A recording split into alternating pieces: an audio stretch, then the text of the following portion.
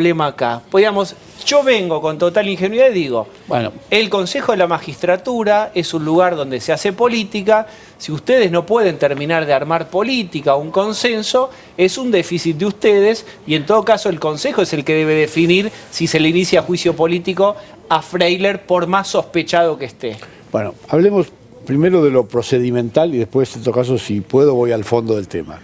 Nosotros el lunes nos reunimos no en el pleno del Consejo, sino en la Comisión de Acusación y Disciplina, que tiene que previamente aprobar el dictamen porque el pleno funciona sobre la base de dictámenes que aprueban las comisiones. Allí no tuvimos ningún inconveniente, la comisión tiene 9 miembros, se necesitaba solamente la mayoría simple para aprobar el dictamen y aprobamos el dictamen acusatorio por 7 votos contra 2. Hasta ahí iba a haber juicio político, claro, a Freiler. El problema es que mañana, en principio, estaba previsto que lo tratáramos en el plenario, ese mismo dictamen acusatorio. En el plenario, donde ya estamos todos y somos 13 miembros, de acuerdo con la ley, para aprobar el dictamen, enviar el caso al jurado de enjuiciamiento y suspender al juez Freiler, necesitamos 2/3 de los votos. Es decir, a los 8 que habitualmente integramos lo que podría ser el oficialismo en el Congreso, teníamos que agregarle un voto, que es el voto que el consejero Candis había dicho que iba a efectuar. Y sorpresivamente la semana pasada, el viernes, avisó que cambiaba de opinión. Entonces, bueno, ahora estamos allí en una pequeña incertidumbre. Lo más probable es que mañana el tema no se trate, que veamos cómo podemos hacer más adelante. Ahora, perdón, ¿explicó por qué cambió el voto? ¿Les explicó a ustedes? Bueno, no, digamos, la explicación que él dio... Pero ¿cuál es la mecánica? Pues si no parece que, digamos, se había comprometido. Sí, ¿qué valor tenemos? Vos podés escriturar y antes haces el boleto. ¿Habían hecho el boleto del voto? Sí, sí. Sí, y después no pudieron escriturar. Así es, así es. El boleto es verbal, ¿no? Aclaré, el boleto es verbal. Claro, pero lo que digo es raro. ¿Qué les pasó ahí? ¿Les jugó un truco? ¿Les mintió? A nosotros lo que nos pasó fue que Candis cambió de opinión, pero no creo que sea responsabilidad nuestra. Él había dado su palabra de que iba a votar a favor del enjuiciamiento porque había participado de todo el proceso que llevó la investigación, que fueron casi 11 meses, fue viendo las pruebas, fue viendo el material que reunimos, los avances del dictamen, y ante la evidencia de las pruebas, y en todo caso de eso quisiera hablar un minuto, él nos dijo, sí, de acuerdo, a este hombre hay que enjuiciarlo. ¿Y qué pasó en el medio? Y bueno, eso hay que preguntar. Tu presunción. Y bueno, mi presunción es que hubo un pedido con origen en la política, con origen en el kirchnerismo. Da otro origen más para arriba ya, y completamos. Digamos, la cosa empieza con la expresidenta. ¿Ella lo llamó para vos? No, a él no, a él tal vez lo haya llamado. Te la hago fácil, a Julián Álvarez. Sí, posiblemente lo haya llamado. Que fue secretario de Justicia. Que fue secretario de Justicia y que es, digamos, el jefe político de Candis, o siempre lo ha sido. Pues sí, supongo que por ahí debe venir la cosa. Pero a mí me gustaría resumir mínimamente qué es lo que hay en ese dictamen y a qué nos referimos cuando decimos que a Freiler hay que enjuiciarlo. Freiler es un juez que en sus declaraciones de bienes se olvidó de varios bienes, de incluirlos. No solo se olvidó de varios bienes, sino que algunos los valuó en valores notoriamente alejados de la realidad, que hemos comprobado con las facturas de adquisición de esos bienes. Por ejemplo, para dar un ejemplo, una moto de agua que costó 158.000 pesos, 15.000 pesos. Él la declaró por 15.000 pesos. Pero además, en el lapso que nosotros investigamos, que va desde principios de 2012 hasta fines de 2016, es decir, casi 5 años, los gastos efectivamente comprobados del juez Freiler, sus gastos superan a sus ingresos en casi 6 millones de pesos.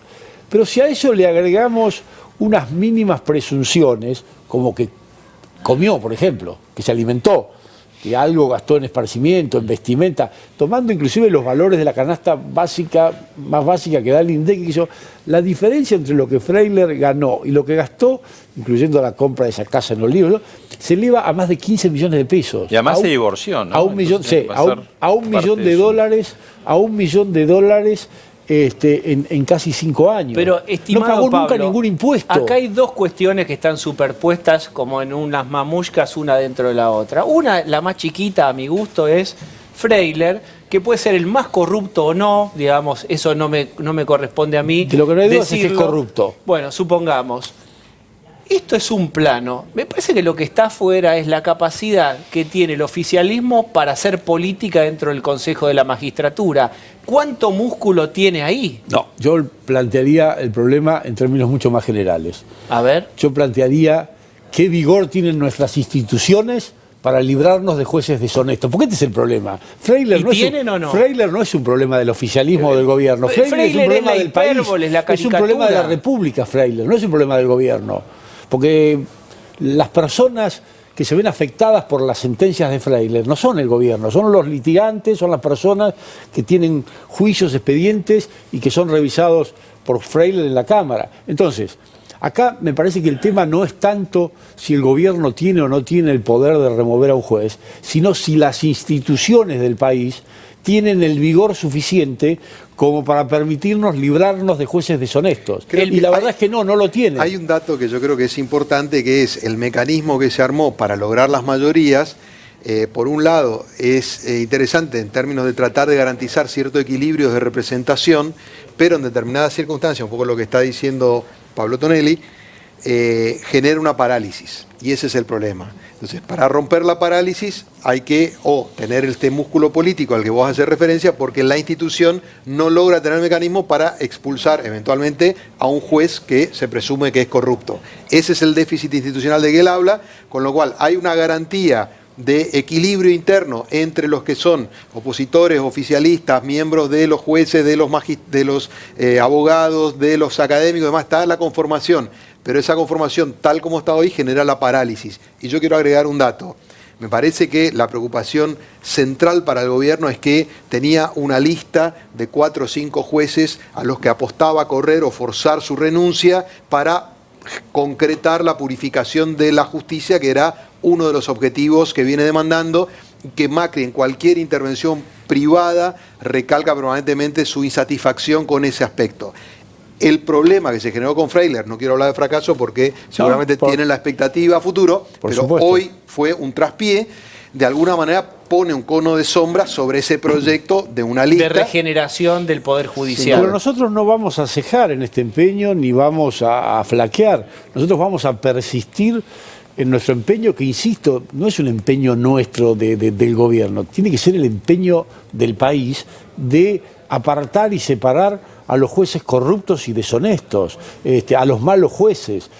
Freiler, desde mi punto de vista, es el abanderado de esos jueces corruptos y deshonestos. Hay otros, y vamos a seguir investigándolos y no vamos a cejar en nuestro empeño de que sean enjuiciados, porque ojo que acá no estamos hablando de echarlo de un plumazo a Freiler. Lo que estamos queriendo es que un jurado, que es el jurado de enjuiciamiento, que está previsto en la Constitución y en la ley, lo juzgue y analice las pruebas que nosotros colectamos en nuestra investigación, escuche la defensa de Freiler y finalmente resuelva si debe o no seguir en el cargo. Te la complejizo. Arribas, ¿fue demasiado pronto sobreseído por el juez? ¿Quién era? Rafecas, ayúdenme. No, me parece que era... Canicova, ¿no era? Canicova. No sé si era Canicova. La verdad que yo eso no podría decirlo porque no conozco el expediente. Porque en el ajedrez les van a objetar eso. Ustedes movieron, bueno, pero también fíjese, ¿por qué no se quejaron de tal otro? Hay otras investigaciones contra funcionarios del gobierno que están en curso, que se están tramitando. Pero perdón, el gobierno de Mauricio Macri mostró muchísimo más ahínco en investigar la gestión anterior que la gestión actual. Y la gestión actual hubo bastantes pedidos de investigación, sobre todo los funcionarios del Ministerio de Energía, por ejemplo. No somos nosotros los encargados de instar las investigaciones. Pero usted acaba de hablar de instituciones a la altura de lo que están buscando y Diego acaba de mencionar la búsqueda, la insatisfacción del presidente con respecto a cómo funciona la justicia. Quizás en un equilibrio, en una sociedad más equilibrada, también el oficialismo tendría que proponer investigarse a sí mismo. Lo que Diego dijo, si yo entendí bien, es la insatisfacción del presidente respecto de cómo funciona el Consejo de la Magistratura, que es el órgano encargado de ver y analizar la conducta de los jueces. A la justicia. Si no bueno, la justicia tampoco nos satisface mucho cómo está funcionando. ¿No? No, para nada. ¿Por qué? ¿Exactamente en qué?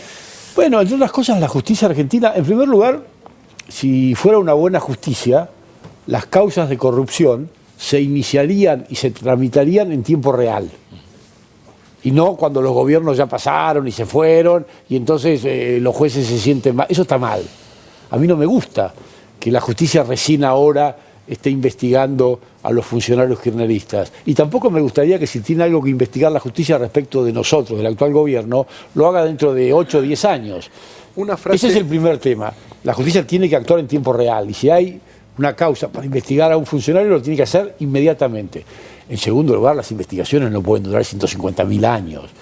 Las investigaciones más complejas pueden durar 5 años, las menos complejas 3. Vos sabés, Pablo, que se vive diciendo, no me digas quién, circula, al gobierno no le conviene Cristina presa, no le conviene de ningún modo tenerla, pues la necesita vivita, coleando y polarizando. Yo en esa materia no hago especulaciones. Yo digo, la expresidenta va a ir presa o no según lo que definan y determinen los jueces. Si los jueces creen que tiene que ir presa, que vaya presa. Si los jueces creen que no tiene que ir presa, que no vaya presa. Yo la verdad no especulo en esa materia. No, lo que te iba a comentar es el segundo problema que tienen en la justicia. El primero es Alejandra Gil Carbó, la procuradora. Bueno, Alejandra Gil Carbó es un gran problema, no exactamente en la justicia, sino en la Procuración General, que, digamos, integra de alguna manera la justicia. Gil Carbó es un gran problema porque es una procuradora que es lo más alejado que yo he visto en mi vida de la objetividad, la ecuanimidad y la probidad en la conducción de un órgano tan importante como la Procuración General, que es el órgano que cobija y hace funcionar a los fiscales, que son los encargados de investigar.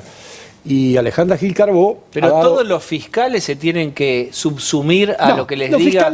Los fiscales tienen cierto grado de independencia, pero digamos, en última instancia, quien conduce al Ministerio Público, que es un órgano jerarquizado y vertical, a diferencia de lo que ocurre con la justicia, quien conduce en definitiva ese órgano es la procuradora. Y la procuradora ha dado enormes y sobradas muestras de parcialidad y de arbitrariedad, persiguiendo a lo que ella considera adversarios del kirchnerismo, protegiendo a los amigos del kirchnerismo, designando fiscales sin concurso, trasladando fiscales de los lugares más remotos del país a Comodoro Pi para que los que ella quería se ocuparan de las causas más relevantes. Es un problema sin la menor duda. ¿Cuál es un